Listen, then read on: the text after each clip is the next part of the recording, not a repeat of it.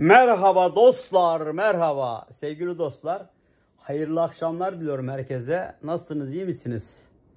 Ne var ne yok. Son zamanlarda ben evimde televizyon yok. Genelde YouTube zaman zaman bakıyorum.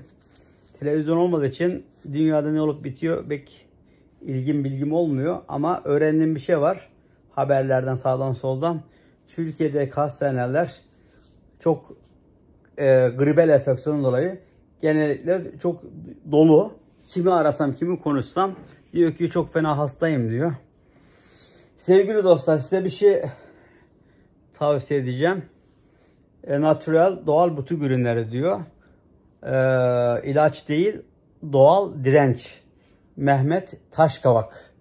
Bugün kendisinden daha önceki yıllarda bu meyan köklü şurubu, meyan kökü şurubunu daha önceki yıllarda kullandım. Kullandığım için her ihtimale karşı diye sipariş verdim.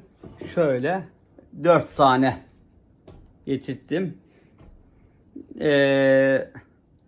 Bende gribel enfeksiyon herhangi bir şey yok. Yalnız Mehmet abi dedi ki Yalçın sen dedi ne olur ne olmaz dedi. Şey yap dedi. Bunları kullan dedi. Şöyle şey de var mesela, ne var? Natural gümüş suyu içeren, helal olan, ondan sonra yerli üretim. Şöyle. Oh, mis gibi kokuyor ya. Nasıl güzel kokuyor. Bu tarçını ben çok seviyorum ya. Ondan sonra altın oran. Bunu şöyle diyelim. Şöyle gösterelim arkadaşlar. Şöyle. Drops pastil. Yani drops pastil bu. Bunu emiyorsun. Hem boğazları açıyor. Hem de işte öksürüğü falan filan anında kesiyor. Yani demek istedim arkadaşlar. 4 tane sipariş verdim şundan. Meyan kökü şurubu. İçinde 2, 4, 6, 12 tane şey var. Meyan balı var. Gül hatmi var. Nane var. Okaliptüs var. Eve gümeci var. Keten tohumu var. Zencefil. Ekenezya. Ihlamur. Rezene.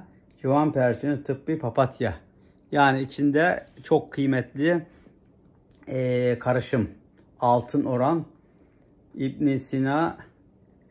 Ondan sonra İbn Sina kitabesinden 1000 yıllık formül diyor. Sevgili dostlar, bunu kullanır kullanmaz anında bıçak gibi kesiyor. Öksürüğü, gribi falan filan. Ama benim burada anlatmak istediğim olay nedir arkadaşlar biliyor musunuz?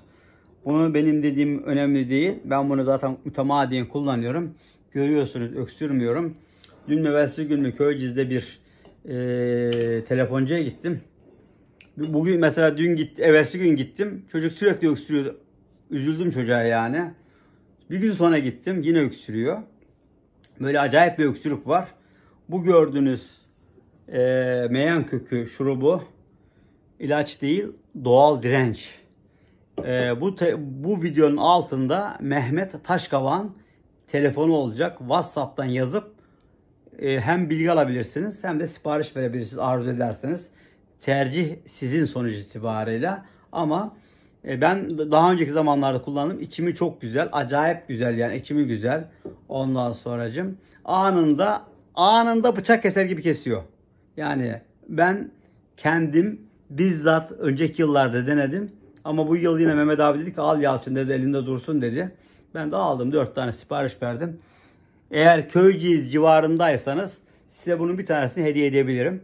Hemen görebilirsiniz. Anında öksürmüyorum dedim, hemen öksürdüm. Evet sevgili dostlar. Drops var burada. Bunun da çok güzel.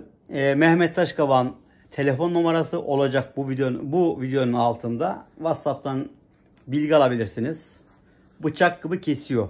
Bıçak yani keski bıçak. Pişt. İçtiniz 10 dakika sonra bir şey kalmıyor. Onun için tavsiye ediyorum. Bu bir reklam değil arkadaşlar. Memnuniyet mesajı. Memnuniyet videosu. Yani reklamla bizim işimiz olmaz. Bizim işimiz memnuniyet mesajı. memnuniyet videosu. Natürel, ilaç değil, doğal direnç. Çok teşekkür ederim. Buraya kadar izlediyseniz her şey gönlünüzce olsun. Mutlu akşamlar diliyorum. Görüşmek dileğiyle. Mehmet Taşkavak. Natürel, ilaç değil, doğal direnç.